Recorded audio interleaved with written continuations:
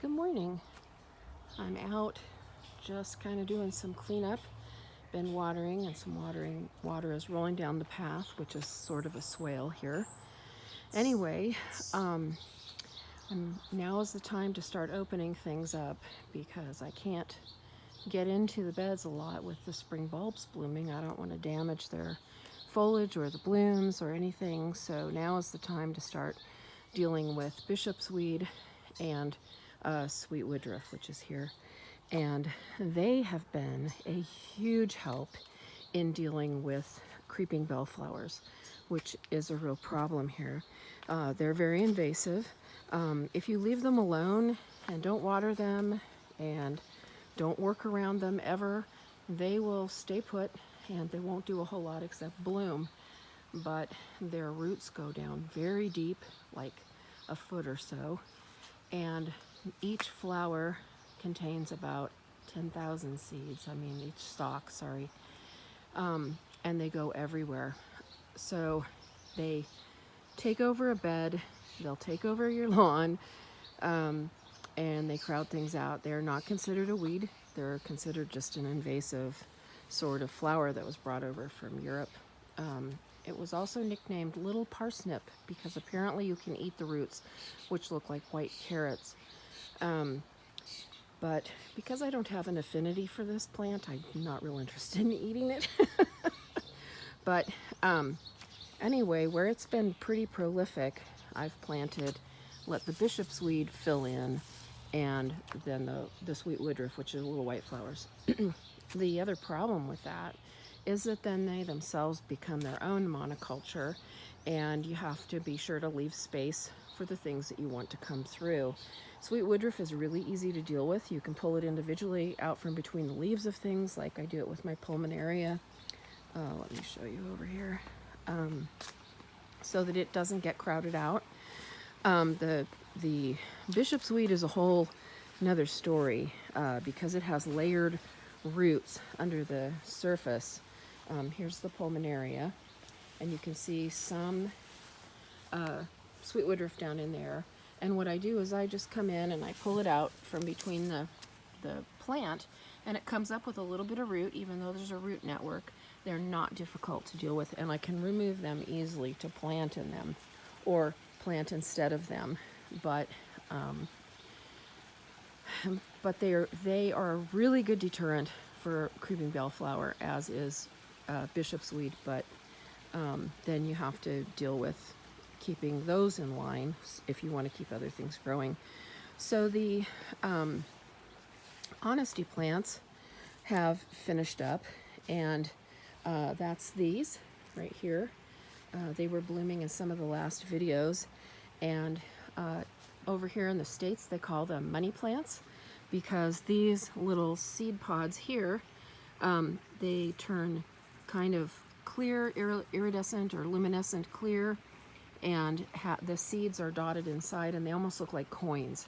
But I choose to call them honesty plants, and I'm thinning some of those out to let other things come through, like this pincushion flower and some of the other things, and opening up a path, and then I'll just clip those up and compost them.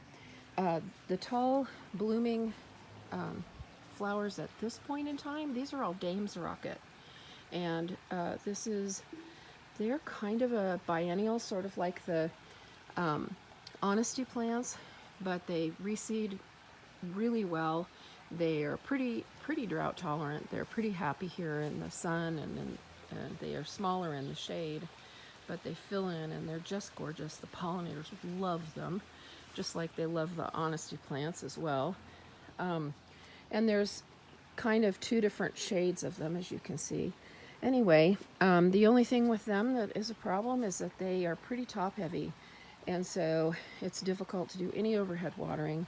When we get rain, they want to fall over, and sometimes they won't stand back up.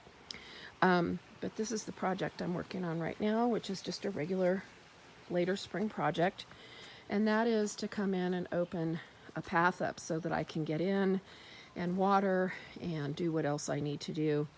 And this path that is right here, This is in front of the garage, and this little path that goes back through here and kind of disappears.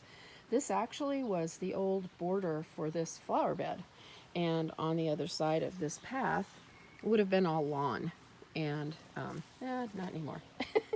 That's all gone because plants rule here, and they decided they wanted to be farther out of the bed, so they have their own bed now, and the former border is now my small path into this bed to deal with other things. So I'm opening that up, cleaning up, deadheading, cleaning up some stuff, and then I'm also cleaning up the creeping bellflower that's in here to give the rhododendron some room.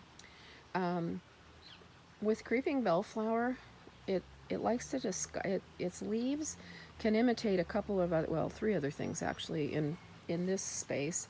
They imitate very young honesty plants. The leaves are the same shape, and some of their leaves are rounder, and they can look like violets, violet leaves. So sometimes you pull violet leaves instead of bellflower leaves, or vice versa. And then the other thing is there is a native violet, a wild violet, that found its way into the yard, and its leaves look a lot like those. So I have to be very careful not to pull that because it's in pretty limited locations in the yard. But anyway, so this is kind of how things are progressing at this point in time. And just to tool around here just a minute, I have a feeling this once path that leads from the patio out toward the between and the fairy woods is probably going to completely disappear, and that'll just be those will probably come out, and I'll fill it in with soil, and that'll be another flower bed completely. And then all my buckets.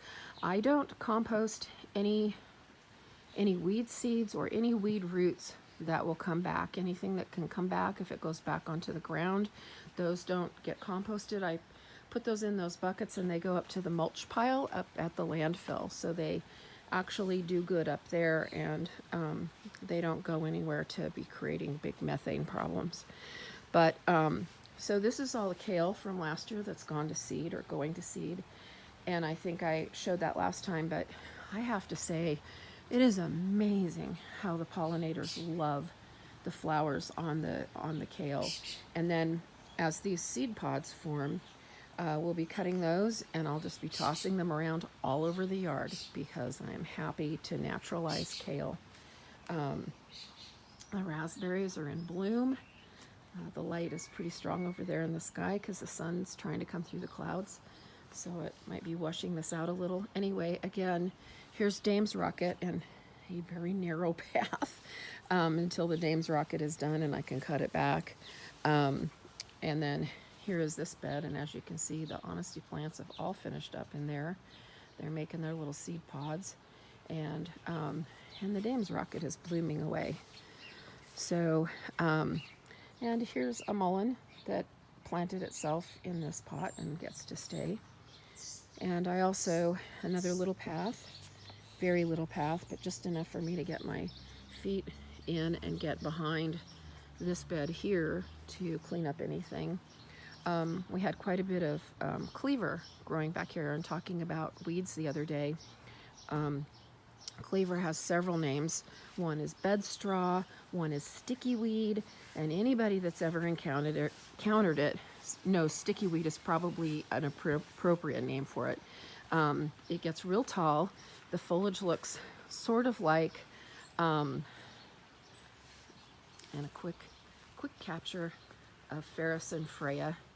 These are our two feral cats who've come to live here, and they mostly live in Sandra's yard, but they have the run of all the yards. They're very sweet. Anyway, the cleaver has foliage a lot like, oh, well, here's some, so I can show you. So the foliage looks a lot like sweet woodruff, but this is cleaver right here. And it's very sticky and clings to everything. Animal fur, your clothing, and it gets real tall and lays all over everything. At this point, I'm not worried about it, this particular one, because it's not blooming. And the thing that you can do with cleaver is that you can make a ball of it about the size of your fist, and you can put it in boiling water and make tea out of it. It tastes like grass. I mean, it doesn't taste very good, but it's really good if you want to do a cleanse of your internal system. And so there is that option. But once it starts to flower, I don't compost it. It goes in the buckets to go up to the mulch pile.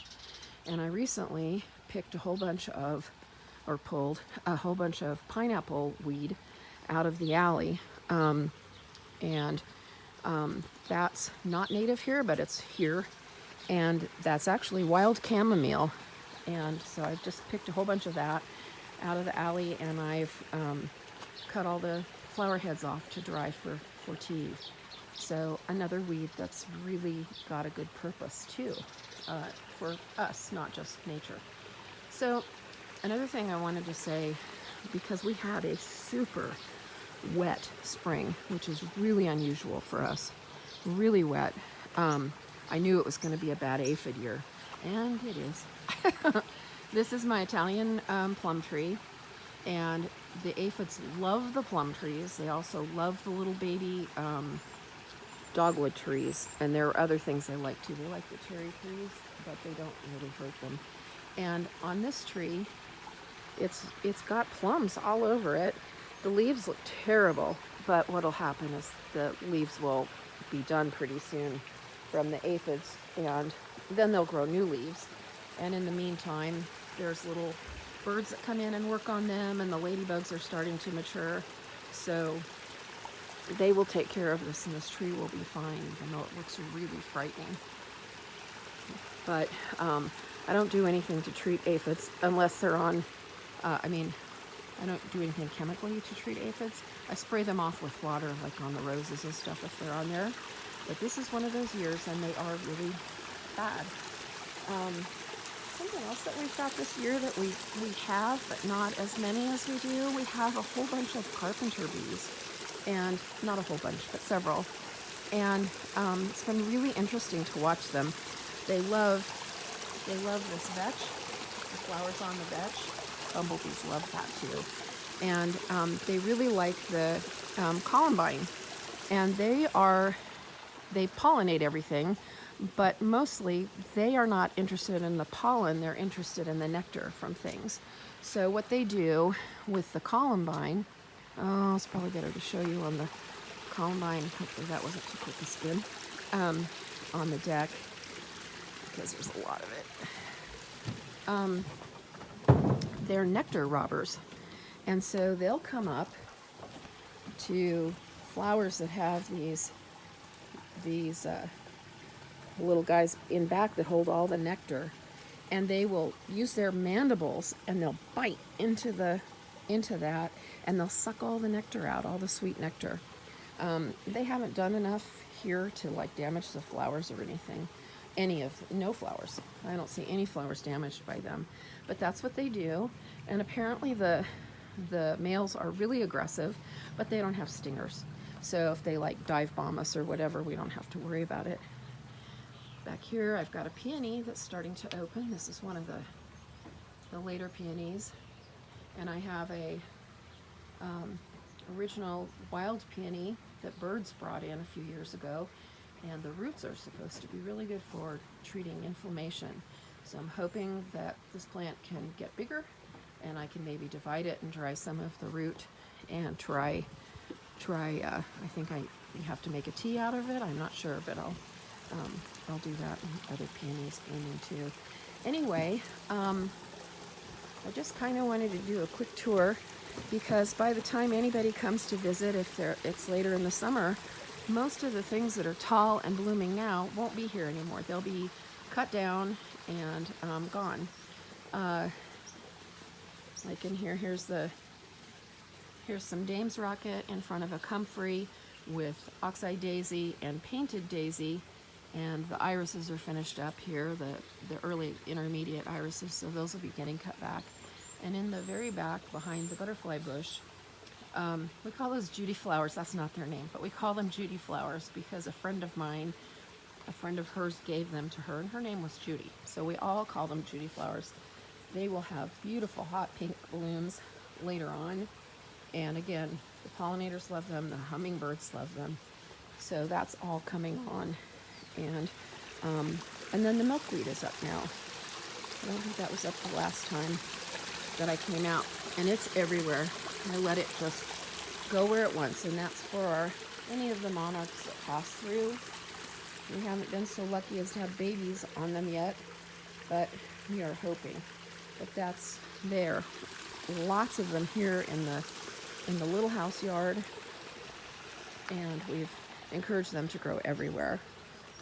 So anyway, that's just a really super quick little tour of the kind of main space to show the changes that have been going on. And then as the changes happen, it requires me to come out and open up paths and clean up things that are dying back. Of course, I don't want to clean up everything because I want things to reseed and be happy for other things that might need them, like insects. Well, that's my little video for today, you guys. I love you. Bye.